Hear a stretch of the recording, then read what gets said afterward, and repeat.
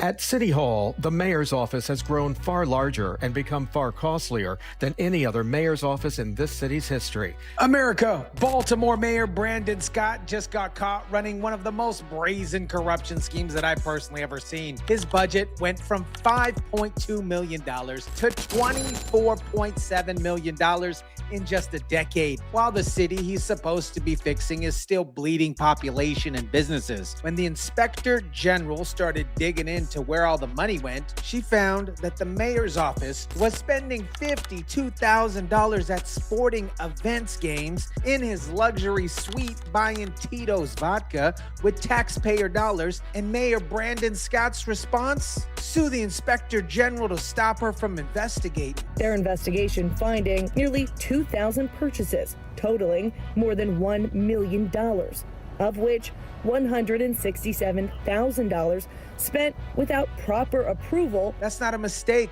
That is a system designed to hide corruption. We are doing all of this together because Baltimoreans believe that we are the greatest comeback story in the country.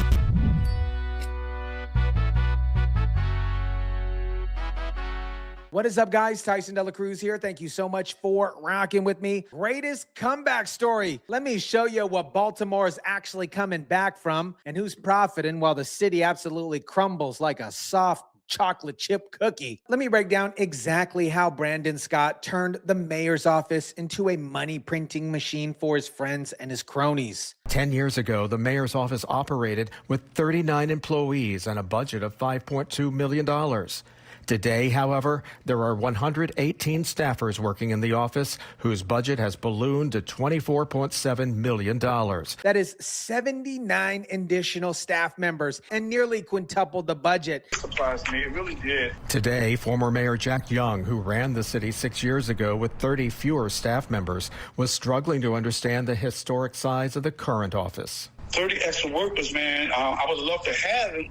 I would love to have had them, but what was I going to have them doing? What was their job responsibility to be? I didn't need that broader staff. I didn't need a special advisor. The guy who actually ran Baltimore is looking at Scott's operation like, what the hell are all these people doing? Because here's the thing, Baltimore's population is not growing. Businesses are leaving. Crime is still an absolute disaster. So what are these 118 people doing all day? Out of the mayor's $24 million operating budget, $14 million of that goes to pay for salaries alone. That's more than half the entire budget going to pay people whose jobs the former mayor says don't even need to exist. And when the city council questioned this growth 2 years ago, the city manager had a great excuse. Check this out. We want to recruit talented people to manage large-scale infrastructure projects for the city of Baltimore. We're going to have to pay them over $100,000. Oh, sure. Absolutely sure, guys. Talented people managing large-scale infrastructure. This is what they said. You know what Baltimore's infrastructure looks like? Boarded up row houses and piles of illegally dumped trash.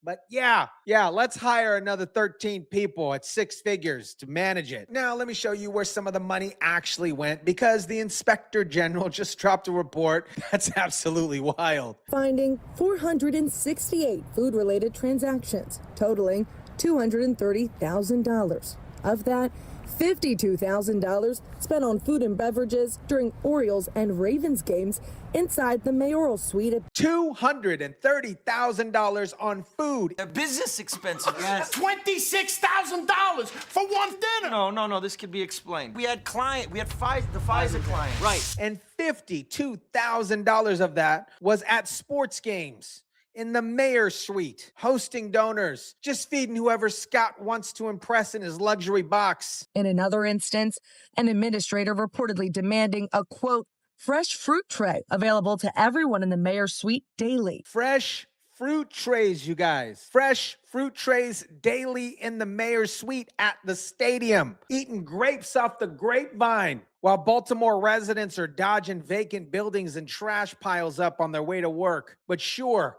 fresh fruit. And guys, it's not just fresh fruit. They're buying alcohol at these games, obviously. The report also flagging purchases investigators say are flat out prohibited, citing at least one transaction for TITO'S vodka during a Ravens game. Now, my friends, I am not an expert here, but I'm pretty sure buying vodka with government credit cards is illegal. Correct me if I'm wrong in the chat, but I believe it is illegal. Actually, I know that it's illegal, so you don't even need to answer that. But the Inspector General says it's worse than that. Check this out. One person can't be responsible for tens of thousands of transactions because they're 8 months behind already. We need to have more compliance and oversight in order to protect the taxpayers' money. There's one city auditor watching over hundreds of cardholders making thousands of transactions, and they are 8 months behind. So basically, Brandon Scott and his crew can buy whatever they want, and by the time anybody actually checks on it,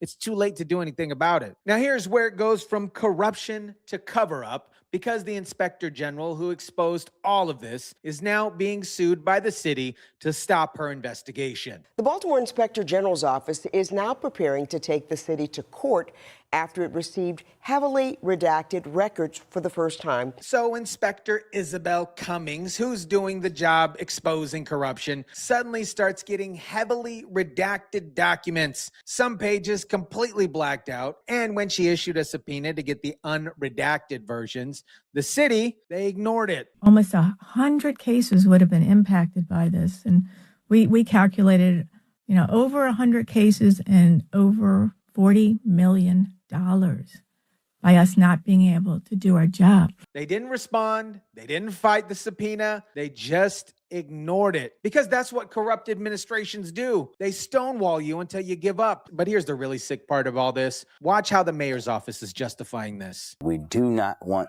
her good work to stop, but we cannot allow anybody that's working in the city of Baltimore, in city government, to work outside of compliance with state law. We don't want her work to stop, but every single time you hear a business partner, a salesperson, a spouse, an ex-spouse, a politician say, but everything before that is an absolute lie. They absolutely want her work to stop. That's why they're cutting her off from access from these particular documents. And the excuse that they're using, the Maryland Public Information Act. They're claiming that because the state law protects certain records, the Inspector General, whose entire job is oversight, can't access them. For 20-some years, this office has had direct access to records.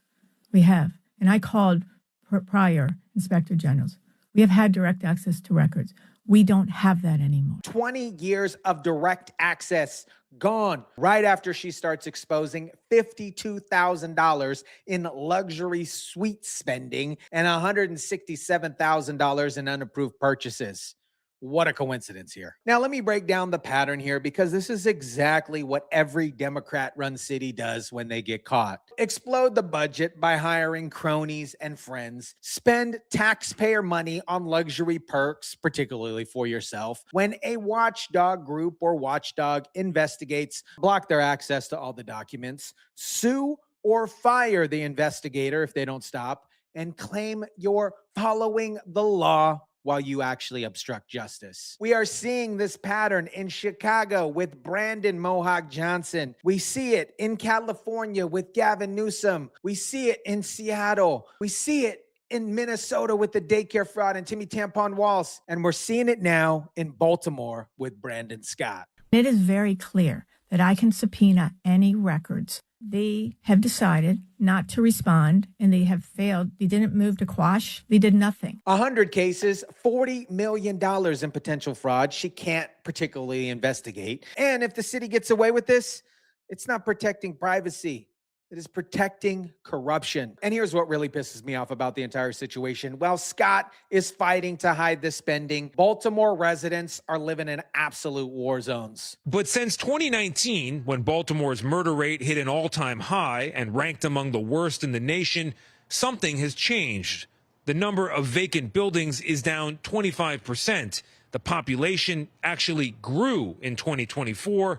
And murders have hit a nearly 50-year low. It's a 15-year $3 billion strategy of how we're going to deal with vacancy in Baltimore. He's talking about change people will see while his office is buying vodka at football games and demanding fresh fruit daily in luxury suites. Meanwhile, Baltimore population is declining, businesses are fleeing, and the murder rate is still astronomical. America, Brandon Scott's priorities are crystal clear. He exploded his office budget to $24.7 million while Baltimore continues to collapse. He spent $52,000 on food and drinks at a luxury stadium suite. And when the inspector general exposes $167,000 of unapproved spending, he blocked her access to documents and is now fighting her in court. Former Mayor Jack Young ran the city with 30 fewer employees and looked at Scott's operation like it was absolutely insane,